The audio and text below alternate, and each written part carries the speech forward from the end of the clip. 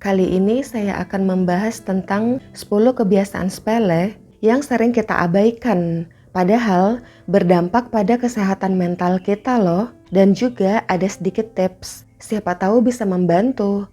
Oke, yuk kita bahas. Yang pertama, bangun tidur, baru buka mata, langsung ngambil HP. Sambil tiduran, scroll-scroll, ngecek medsos, email kantor, dan sebagainya. Otak kita langsung tertarik. Ini memaksa sistem saraf kita ke mode reaksi. Kita duduk aja belum, tapi otak kita sudah merespon informasi. Padahal, otak kita perlu jeda, mengatur ulang secara bertahap sebelum aktif. Jadi sebaiknya bagaimana? Pas bangun tidur, jangan lihat layar HP dulu. Kasih kesempatan buat otak kita untuk berbenah. Paling nggak sekitar 30 menit. Misalnya, kamu minum dulu, ke kamar mandi dulu, atau duduk sejenak di teras. Sesuatu yang menghubungkan kembali otak dengan tubuh dan lingkungan sekitar kita. HP kamu bisa menunggu, dan otak kamu bakalan senang.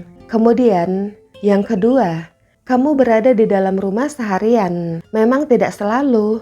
Misalnya, kamu ibu rumah tangga yang punya ART, atau remote worker yang kerja dari rumah. Terkadang ada hari-hari di mana mereka tidak keluar rumah. Menghabiskan terlalu banyak waktu di dalam ruangan bisa membuat dunia terasa lebih kecil. Bahkan bisa menjadi faktor pendukung kamu merasa terputus, cemas, atau hari-harimu terasa kabur. Kalau kamu kurang terpapar cahaya matahari, ini mempengaruhi kualitas tidur kamu. Sinar matahari membantu tubuh memproduksi hormon serotonin yang mengatur suasana hati, membuat kita lebih tenang. Kurangnya paparan sinar matahari bisa memicu atau memperparah gejala depresi. Selain itu, kalau kamu berdiam diri di dalam rumah atau ruangan, bisa memperkuat mode penghindaran kita. Kamu mulai melewatkan suatu hal atau kegiatan, bukan karena kamu tidak mau melakukannya, tapi karena tingkat kemageran kamu meningkat. Mau pergi, rasanya berat banget. Sebenarnya, hanya 5 menit di luar ruangan pun bisa memperbaiki suasana hati kamu loh. Cobalah terhubung kembali dengan lingkungan di sekitarmu, meskipun hanya sebentar. Kemudian yang ketiga, kamu terus-menerus menonton berita. Ada perbedaan antara mendapatkan informasi dan dibanjiri emosi. Sayangnya, banyak media berita yang dirancang untuk menarik perhatian melalui urgensi dan tekanan. Ketika kamu terus-menerus menyerap berita viral yang didasari rasa takut, konflik, dan tragedi, sistem saraf kita mulai bereaksi. Seolah-olah kita dalam bahaya. Kamu merasa gelisah, cemas, bahkan bisa juga mati rasa emosional, dan seringkali kita tidak menyadari penyebabnya. Kamu juga mungkin merasakan rasa bersalah yang aneh, seperti jika kamu tidak terus menonton, kamu seperti mengabaikan sesuatu yang penting, dan perlahan rasa cemas kamu meningkat. Jadi bagaimana cara mengatasinya? Cobalah pilih satu waktu dalam sehari, misalnya 10 atau 15 menit, untuk membaca berita dari sumber terpercaya. Itu saja. Tidak perlu scroll-scroll berlama-lama. Kalau bisa jangan aktifkan notifikasi berita. Lalu, biarkan pikiran kamu beristirahat. Kemudian yang keempat, terlalu membandingkan diri sendiri dengan orang lain. Kita semua pernah mengalaminya.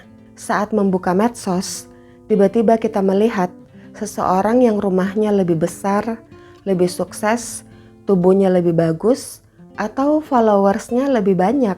Sebenarnya kita tahu, kalau dibalik itu semua, setiap orang pasti punya masalahnya masing-masing, struggle-nya masing-masing. Perbandingan sosial seolah membuat performance hidup orang lain di medsos menjadi cermin, dan kamu mulai memandang dirimu sendiri tidak cukup baik.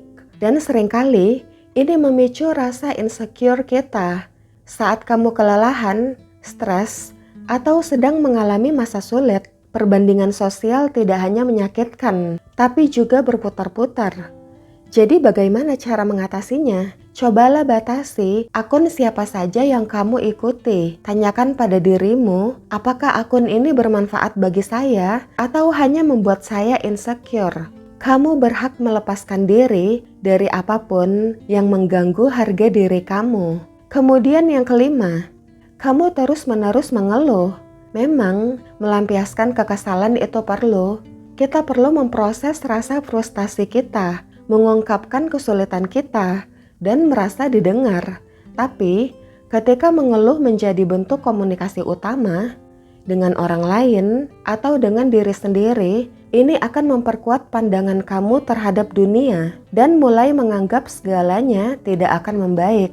Otak kita terbiasa memindai apa yang salah, dan semakin kamu membicarakannya, akan semakin terasa nyata, seolah-olah masalahnya yang berkuasa, dan kamu hanya terjebak di dalamnya. Kamu bahkan mungkin merasa frustasi, padahal ada orang-orang yang mencoba membantu kamu. Karena jauh di lubuk hati, kamu tidak mencari solusi. Kamu terjebak dalam emosi yang buruk. Jadi bagaimana cara mengatasinya? Cobalah beri diri kamu ruang untuk melampiaskan keluh kesah, tapi dengan batasan. Kasih jeda 5 atau 10 menit saat kamu bicara. Coba katakan apa yang perlu kamu katakan saja. Sebelum ngomong, kamu saring dulu kata-kata kamu. Lalu tanyakan pada dirimu sendiri, apa ada satu hal kecil yang bisa saya lakukan untuk mengatasi keluhan saya ini? Kamu tidak mengabaikan masalah tersebut. Kamu cuman mengurangi frekuensi mengeluh kamu. Kemudian yang keenam, mager akut.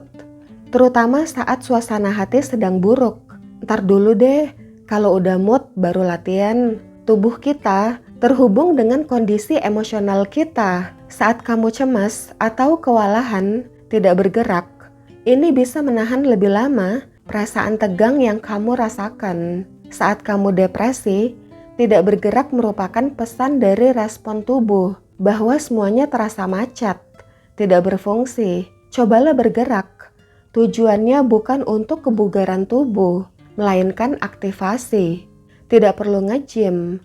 Cobalah sekedar merenggangkan tangan di atas kepala atau berjalan santai sambil mendengarkan musik. Kemudian yang ketujuh, kurang selektif memilih asupan makanan. Makanan memang erat kaitannya dengan citra tubuh, tapi kita jarang membicarakan bagaimana makanan berkaitan dengan kejernihan emosi.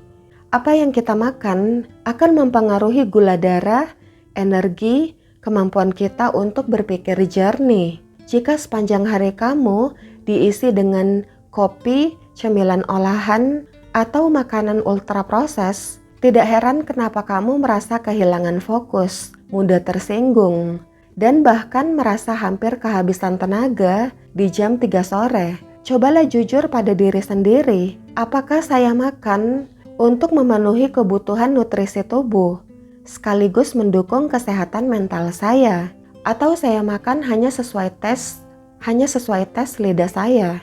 Cobalah kurangi makanan tinggi gula, seperti tepung-tepungan atau minuman manis. Kadar gula tinggi bisa meningkatkan peradangan pada tubuh. Jika terjadi peradangan kronis, misalnya pada penderita diabetes, hal ini bisa memicu pelepasan sitokin dan senyawa lain yang mempengaruhi otak dan sistem saraf, yang kemudian bisa menyebabkan perubahan suasana hati dan depresi. Selain itu, lonjakan dan penurunan kadar gula darah akibat konsumsi gula berlebih bisa memperburuk gejala kecemasan. Hal lain misalnya, konsumsi gula berlebihan bisa menyebabkan brain fog atau kabut otak yang ditandai dengan sulit fokus dan konsentrasi. Kemudian yang kedelapan, pengeluaran berlebihan. Pas kamu stres, kamu belanja, entah itu barang, makanan, atau hangout ke tempat mahal. Awalnya selama beberapa menit, kamu merasa memegang kendali atau setidaknya teralihkan dari stres kamu. Sementara uang yang kamu keluarkan malah nambah-nambahin stres kamu. Jadi bagaimana cara mengatasinya? Buatlah anggaran untuk mendukung kebahagiaan kamu. Beri izin diri kamu untuk menikmati hal-hal kecil, tapi lakukan dengan sadar. Dengan begitu, kesenangan kamu tidak diikuti oleh penyesalan. Kemudian yang ke-9, mengatakan ya, padahal maksudnya tidak. Yang ini melelahkan. Kamu mengatakan ya karena ingin bersikap baik, atau kamu takut membuat seseorang kecewa atau kesal. Tapi ini tidak akan menjaga kondisi menjadi harmonis. Ini bukan kemurahan hati. Jauh di lubuk hati kamu merasa kesal, terbebani. Lama-lama, kebutuhanmu sendiri akan terus dikesampingkan. Jadi bagaimana cara mengatasinya? Cobalah biarkan dirimu mengecewakan seseorang. Biarkan mereka sedikit bingung atau frustasi. Momen itu memang tidak nyaman, tapi tidak berbahaya kok. Dan semakin sering kamu melakukannya, semakin mudah bagi kamu untuk percaya bahwa penolakan kamu benar dan valid. Kemudian yang terakhir, mengabaikan perasaan kamu sendiri. Kita sering melakukan ini. Why? Kita diajari untuk terus berjuang, untuk tetap kuat, untuk tidak bertindak berlebihan. Kalau kita mengabaikan perasaan kita, meremehkannya, atau mengalihkan perhatian kita ke hal lain, emosi itu tidak akan hilang.